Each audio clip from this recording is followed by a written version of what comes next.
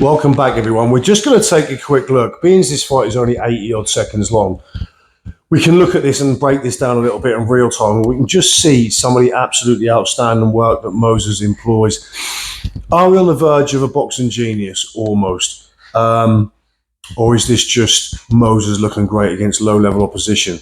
In this video, I just want to look at how Moses exploits the things that Dillian Whyte isn't good at and protects himself against the stuff that Dillian Whyte is still dangerous at. So let's take a look together.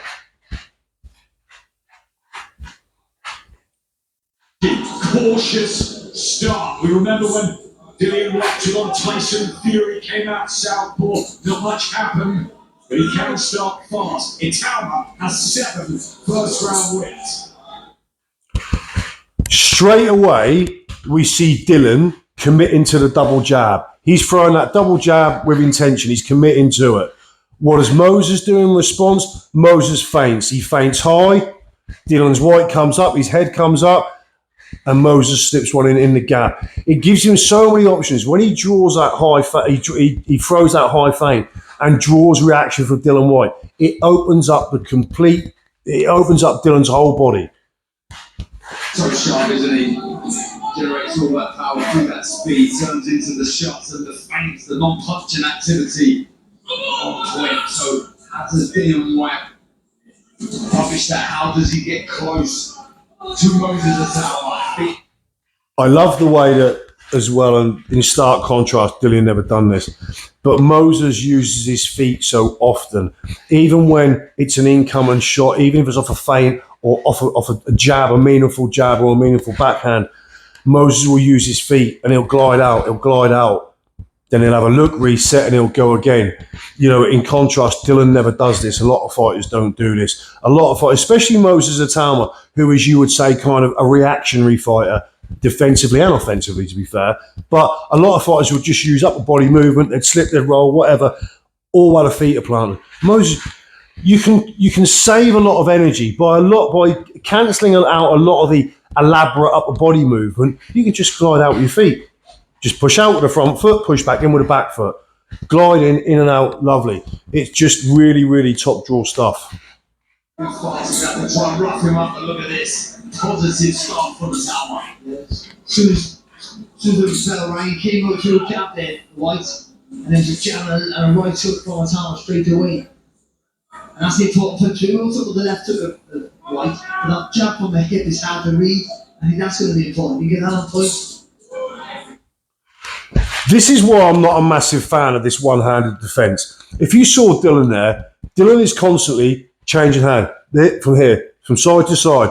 He doesn't know. He's in a state of confusion all the time, especially with Moses' feints when he's shooting high and he's throwing a feint, so he's throwing that long backhand to the body and gliding in behind it. Dillian's like this, state of confusion the whole time. Never been a fan of that one-handed defence. Probably about putting that right hand in front of his face, Dillian Whyte, because we've seen how dangerous. Moses is using the weakness of that one-handed defence as well. As you've seen there, Dillian is constantly like this. So Moses is feinting there, touch high, touch right, touch left, touch below. And you're trying to defend that with one hand. Well, all the time Moses is doing that, you know there's coming something after that. And that could be, he could be gliding with a backhand to the body, or he could throw that back and then use this hand to come back with a right hook. Either or. It's horrible to say, but this was embarrassing for Dillian Whyte. It was such a mismatch. It was untrue. Moses Itauma is with that left hook of his. So right around it, tucked up by my temple. Whyte really falling short with his jab. Body shot from Itauma, who's settled well here. Again, we talked about this yesterday. If you look at Moses, the majority of the time, and this is why Moses can have the look of being very upright. Now he looks that way because this is what allows him to have the movement and the balance and fire the combinations as well as he does. Because his stance isn't that narrow and he looks upright because the whole time, again, and I say about this a lot because this is not taken heed of enough. If you drew a line from there and you drew that all the way down to his body, 95% of the time that line would fall exactly between his 2 feet.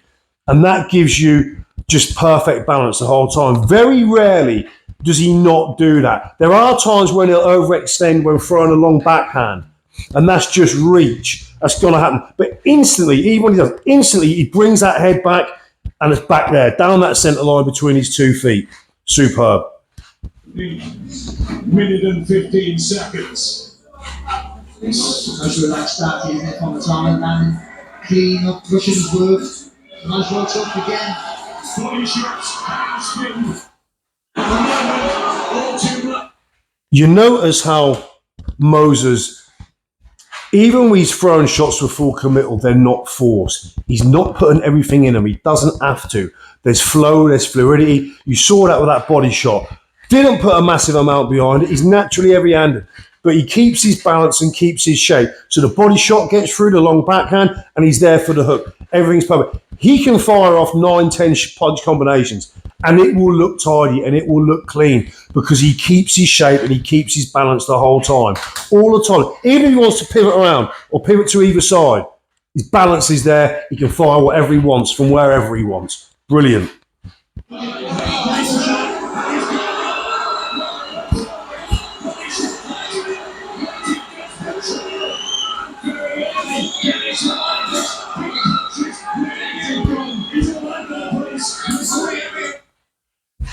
Even little things there, as Dylan's hurt and is moving along the ropes, the way Moses just, sometimes you'll see fighters and they'll almost run across. Moses is very calm. He comes out, taking himself out of range. He knows Dylan could spring off the ropes with that long left hook, launch himself forward, but no, he steps back, he steps across brilliantly. He doesn't turn, he doesn't follow, he steps across. I'm fanboying a bit, aren't I? But let me.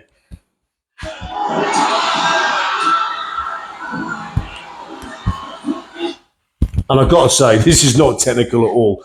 But the way, after that knockdown, that Moses just walks back calmly. Now, that is, a lot of people make comparisons with Moses Itauma and Mike Tyson. There are no stylistic comparisons to be made. They're completely different. Anyone who thinks these are similar, for me, they're not. They're miles apart, completely different. But the way Moses just walks back to the corner, it's calm. It's a spar. That has an air of arrogance about it, which I fucking love.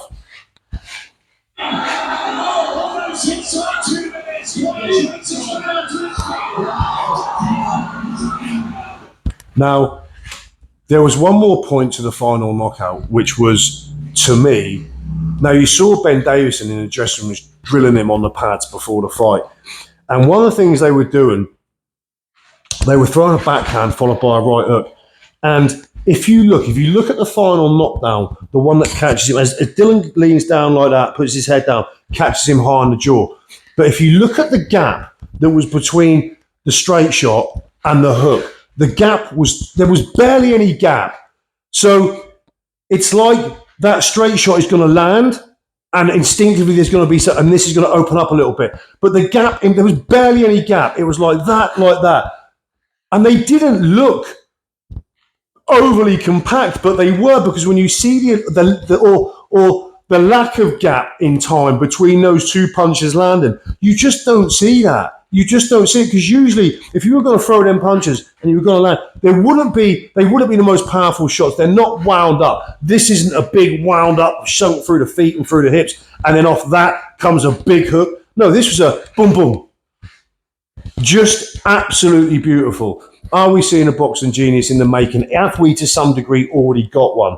Yes, I know, as I said yesterday, we need to temper it and we need to see how he reacts in a real fight with defiance in front of him. But in terms of and I said this yesterday, in terms of just sheer ability, sheer trainability, what he knows in terms of boxing IQ, and I always say this about Tyson Fury, and you know I'm not a Tyson Fury fan, essentially.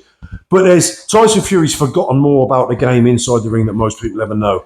In terms of the dark arts, the dirty tricks, every little trick in the book, Fury knows them all. In terms of technical knowledge and ability, from what we've seen already, he's light years ahead of a lot of fighters. And yes, I know I sound like I'm getting overexcited. There is the caveat of We've got to see him in against Defiance. We need to see him in against a Hergovic, a Miller, even a Charles Martin, a Franklin. And I'm sure we will see that. But I wouldn't be surprised if he does this to all of them. Yeah, they'll go a little few more rounds. But in just terms of natural ability, sheer knowledge, skill, and all that, he's light years ahead. Light years ahead at this point. Anyway, that was it. I'll see you all soon.